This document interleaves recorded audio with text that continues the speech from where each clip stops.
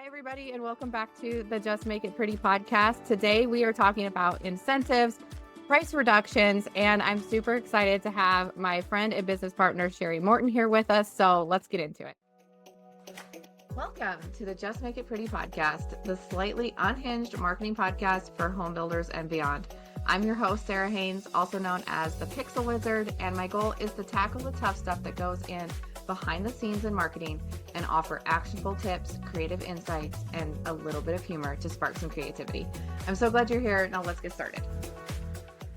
So, welcome, Sherry. I'm so excited to have you today. I know that pretty much anybody that knows me probably knows you even better, but I would love it if you would kind of give us a little bit about you and tell us why you're here today.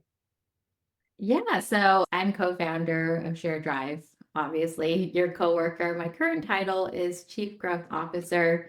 But my main focus here is just, strategic growth of the company. But everyone who knows me knows that I'm really passionate about technology.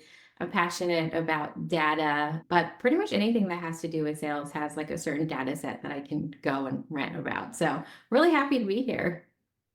Awesome. Well, I'm excited to have you. Thank you for coming on my podcast. Yeah. Now, as our first guest, I wanted to kind of share a little bit. One of my favorite things to do when I'm meeting new people, and obviously I know you, but when I'm new to meeting new people, I love to ask the most random questions I can think of. And I really love to kind of get a little bit deeper with people and know things and ask questions that maybe not everybody asks, not too many people are real excited to talk about the weather. So I asked some weird questions. So in this first section here, this is the section called rapid fire questions. So I'm just going to ask you some random questions to get to know you a little bit better. So are you ready? Yeah, let's do it. Okay. So my first rapid fire question is, are you a beach vacation girly or a mountain retreat girly? Beach vacation. I like to mostly just lay around. Yes. I feel like I knew that one. So I was like, I'm gonna put an easy one that I know first. Okay. Mhm. Next one. What is a weird food combination that you love that other people think is like totally weird? I love a warm toasted pizza crust dipped in a cold chocolate pudding. I know that sounds crazy, but try it. I mean, it's amazing. Just the crust. So do you like eat the entire pizza and then save it? And like, I gotta go open my pudding.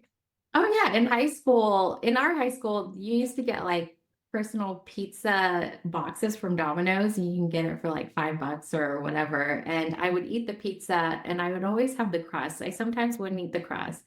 But then you'd also have like your chocolate pudding. So one day I just opened it cold and I dipped the crust in, and it was like, why have I never done this before? It's amazing. I guess it has that like salty sweet combo. Like Yeah. I've heard of people like dipping their French fries in their ice cream or whatever at McDonald's, like kind of the same vibes. It's very oddly specific though, which is totally fine.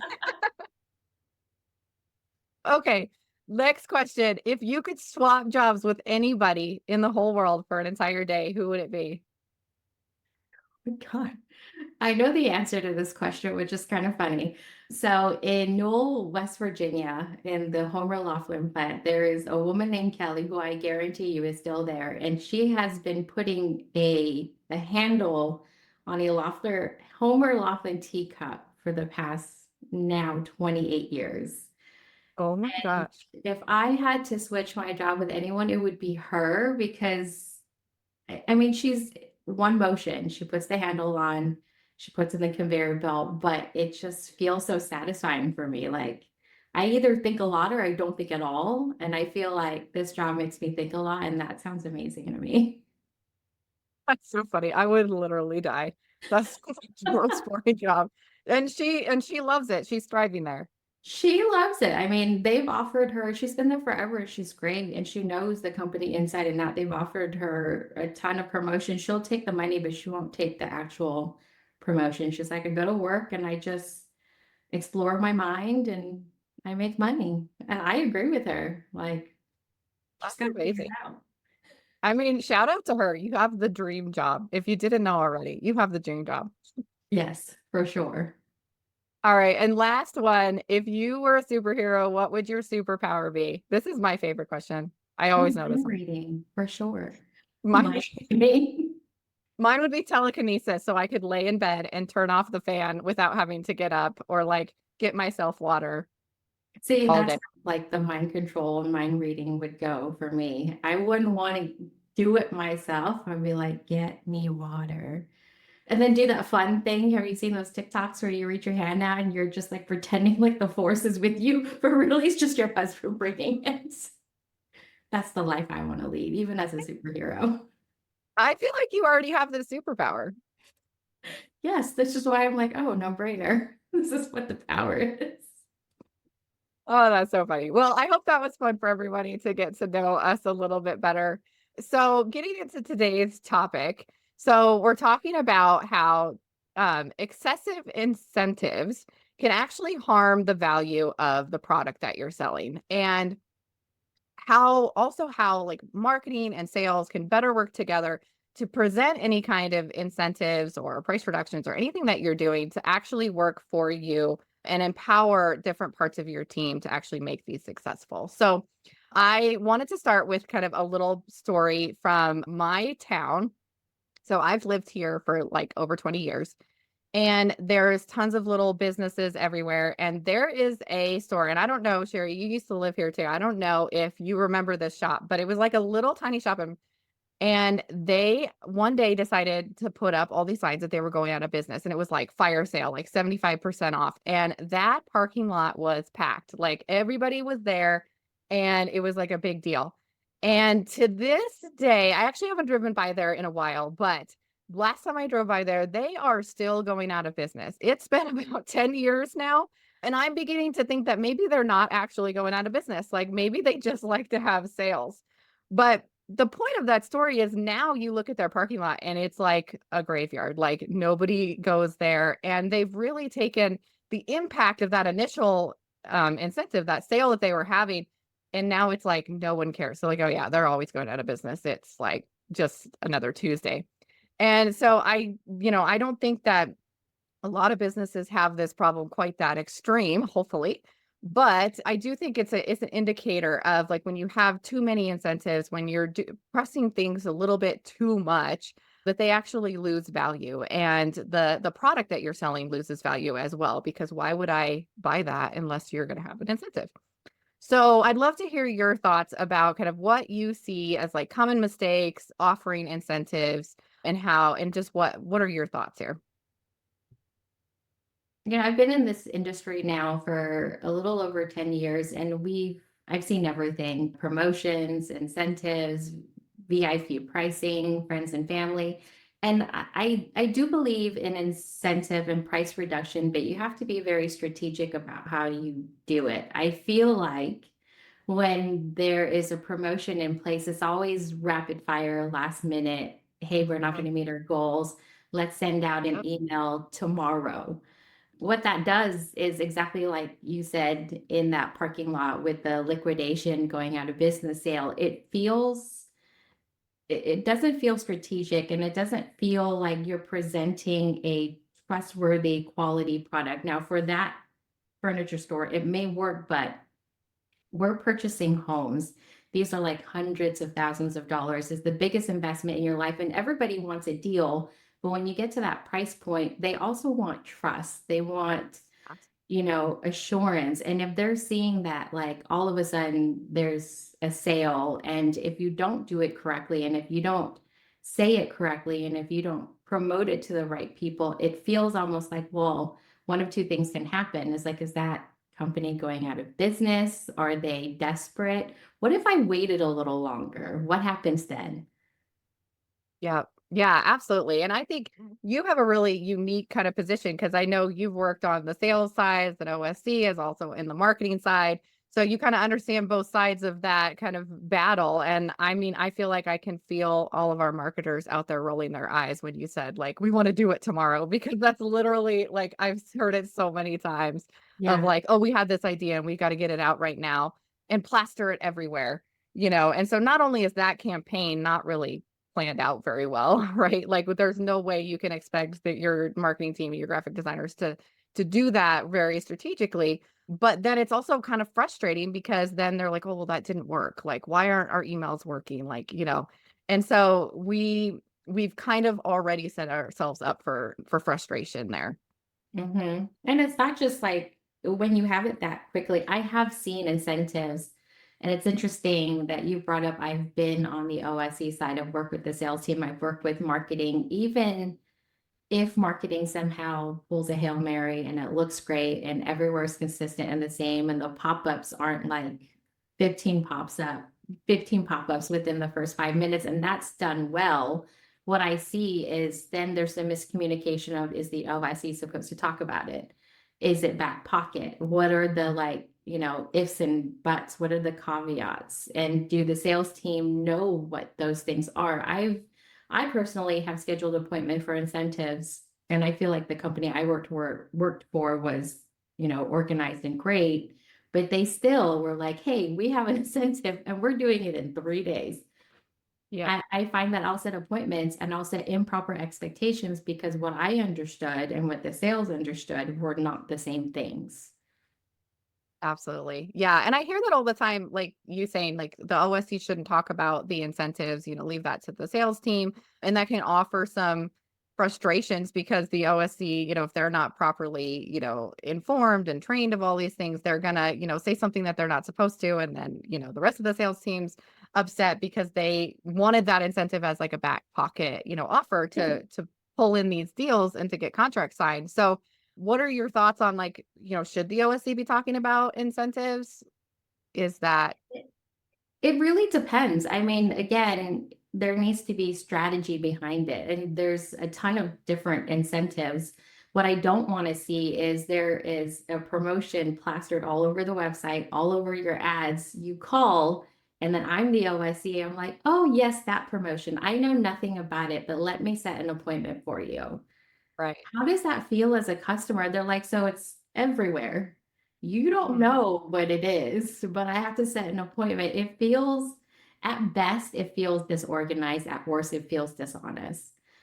But that's not to say that the OSC should always talk about the incentive. I think the OSC, at the very least, if it's a public incentive, should have a line that they can say, if you can't talk about it, that is also echoed with the sales team. And it could be something very simple as, yes, we have a promotion, read the promotion that's plastered on, but the terms and conditions do vary because, as you know, there's different lot premiums, there's different price points. So I would really love to set an appointment with you so that you can go into the sales team and they can talk about how this promotion can best benefit you. Some OSCs aren't even allowed to say that, Yeah. Yeah, right? well, I think it's sometimes, marketing kind of falls into that same side too, because it's like we want to plaster this incentive everywhere, or we want it to be a back pocket deal. But either way, everyone needs to know about it, Yes. And so, I've seen, marketing will say like we've got incentives in every community, or, talk to our sales team to get more incentives or information about those incentives, which is great. But if that's not clear, marketing can also blast it out to like your entire list, and then be like, oh, that wasn't the plan. So it really Hmm. does come down to like we need to have really good communication between all of our different teams, our leadership, sales, and marketing. Yeah, it's really good communication, but also really good trust. One of the things that I hear all the time is, well, don't tell marketing or don't tell sales or don't tell OSCs. But Yeah. the issue is the customer talks to even marketing. I mean, when you send out a marketing email, sometimes they'll respond to marketing and marketing gets it. And just because you're not allowed to talk about it doesn't mean you shouldn't know it. And if you can't trust your people to not talk about it when they're not supposed to, the issue is not the process, the issue is the person. So that's something I wish people would focus on. You should be able, as a leader, to trust your entire team from lead to close, to be able to echo and say the same things or not say the same things. Yeah, no, it's so important to surround yourself with the right people. I mean, we could talk like that's a whole other podcast, but like it's super important and it affects so many things, incentives is just one. So, Mhm. so let's also talk about price reductions. What are your thoughts about reducing prices? Is that good? Is that bad? Are there strategies that work or don't work? What's your thoughts there? I'll be honest, up until about 4 or 5 months ago, I would say never to price reductions. And it's semantics, right? What's the difference between a price reduction and a promotion? You can cut prices by 20,000 or you can give a $20,000 promotion. I feel like in terms of process and bookkeeping, the promotion just makes sense because price does fluctuate so much. But because a lot of our clients are in like the DFW, Dallas area, there are certain customers that do like that, like price reduction. This is slashed on sale. That's something new that I've never witnessed before. But for the most part, unless you have like a very particular type of demographic, I would highly advise against it. And it doesn't up until Dallas, I've never seen it work. I think Wow. people see like, oh, there's a sale, and then they're like, well, it goes back to the what if I waited? Hmm. And then what does it do to your backlog, depending on, how much of equity your past customers or previously past customers have. I get so many calls as an OSC, but they're like, I just purchased this home and now it's slashed by 30,000. Where's my refund? Yeah, people hate that. I mean, People hate that, but yeah. you get the same benefit with a $30,000 promotion. It's an easier conversation. It's the same thing, but it's easier. It's like, hey, so I saw that there's a promotion for $30,000. It's like, yeah, that's for our new customers. Hmm. Yeah, I think it's interesting too because price reductions seem a little bit more final to me, right? Like Yeah. you can add an incentive and then, the next month you don't have that incentives, but your base price kind of stays steady. So when you feel like you need, to offer a little bit more, you can, and then you can go back. Whereas a price reduction, you're now doing a price increase after that to just get you back to where you were. And also people hate that. They're like, why are prices going up? They hate at both ends. Yeah. They really do. They really do. So knowing now, do you think that, price reductions are going to be a bigger thing throughout the country? Do you have any predictions there or are you kind of still reviewing the data? I'm honestly still reviewing the data. I have, and I'm open to being wrong, and I look forward to things being wrong because it's just a new data set for me to like obsess over. But truthfully, I have never seen a price reduction be appealing until very recently in big metropolitan areas where you're working with buyers whose culture is, can I get a good deal? Now, that being said, a promotion has the same impact. Yeah. So what I'm giving you is there is one case where slashing your price is okay. It's not, you should, you know what I mean? Like in this same market, if you have a $30,000 promotion, and even if it's back pocket, it's even better because nothing creates FOMO more than you got a $30,000 incentive. How? Well, because Mm, I was part of this VIP list and because I, said that I was interested in this floor plan or this community. I think that us builders, we have a really big problem in being patient and strategic and planning ahead. And that's all it is. If we yeah. could just find a way to plan at least a quarter ahead, and I know prices fluctuate and change, but you can plan for that. What happens Mm, if value goes up? What happens if value goes down? Write out all of the possibilities, have a plan for it, and then you just pull that plan when it's like, oh, it's like football, you call, it's just like, okay, we're going to go with plan C. They're not like, this is so unexpected. We didn't know this was going to happen. yes, that is such a good analogy too, because they do. They've got a whole book of like, this is exactly what we do in this situation. Hmm. So, so you mentioned, the salespeople, and we talked about a little bit earlier about salespeople using incentives as kind of that back pocket deal. And I know your favorite type of marketing is FOMO marketing. So, how, in your mind, and kind of coming from the OSC and the sales side, how can the marketing team really support sales with these like back pocket deals? Because it's not plastered everywhere, maybe, but what is something that sale or marketing can do to be a part of that, to help strategize and to make it as successful as possible? I think the missing link is marketing working directly with the salesperson. Nothing against sales and marketing leaders, the ones I know do a great job. But it does create kind of a telephone effect when you have that person in between. I think it's important for a leader to say, hey, we have, we need a promotion. Let you to me and figure out how to do that. I think what happens is sales tells the sales leader, we need a couple of sales, we're short. The sales leader says to marketing, hey, we need a couple of sales, we're short. And marketing asks a bunch of questions and the sales leader tells them. And then it goes to sales, and sales is like, this is not what I wanted. I Yeah. asked for something and you gave me something else. It's adjacent to what I wanted, but it's not what I wanted. And Mhm. I feel like if marketing and sales spoke directly to each other, sales can say, hey, these are my problems. This is what I think the solution should be. And marketing could say, interesting, but this is what I think we can tweak it a little bit to make it more palatable to the consumer. So that's the piece that I always see missing. And this is where, shared drive thrives a little bit because I've seen the back and forth over the years between sales and marketing. And now when we are the annual partner, I could kind of be like, okay, well, what do you need? You guys talk to each other. I facilitate that because they're not used to talking to each other, but they should be. I think there is a world where sales is comfortable enough with marketing and respectful enough with marketing to pick up and say, hey, now don't be nervous. I'm just calling because I want a promotion or a promotional request. I think it's just the direct conversation that's really missing.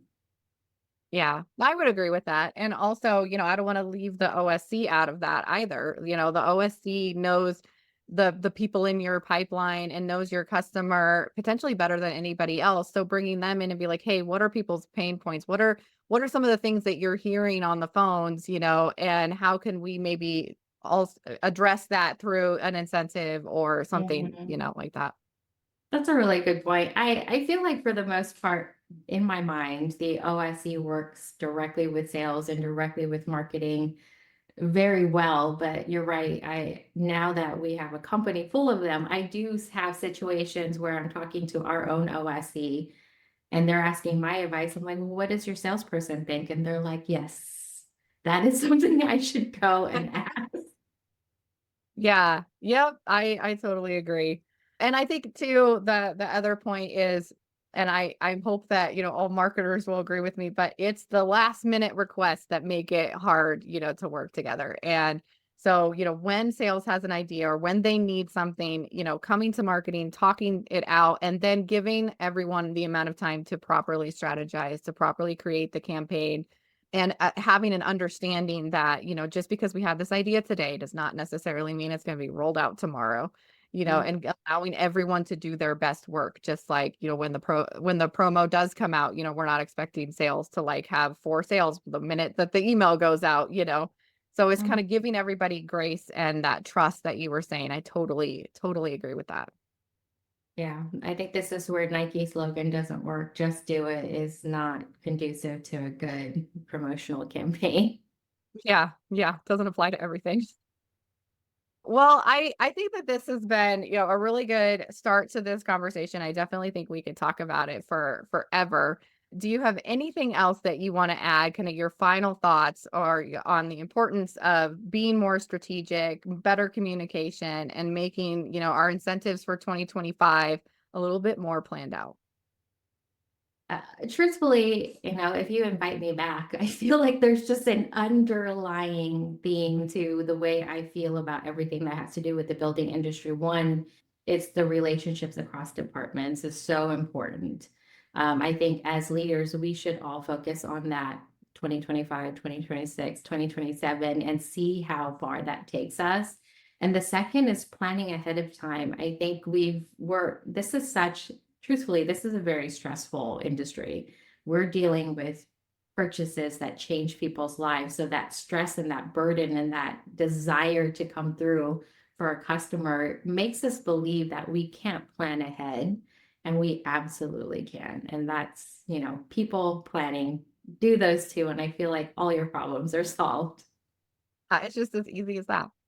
Well, you'll definitely be back, and I hope that our listeners tune in and subscribe to get alerts when our new episodes come out. I will not let Sherry evade me on many of these podcasts. She will be on again, and we have a lot of other interesting topics already planned.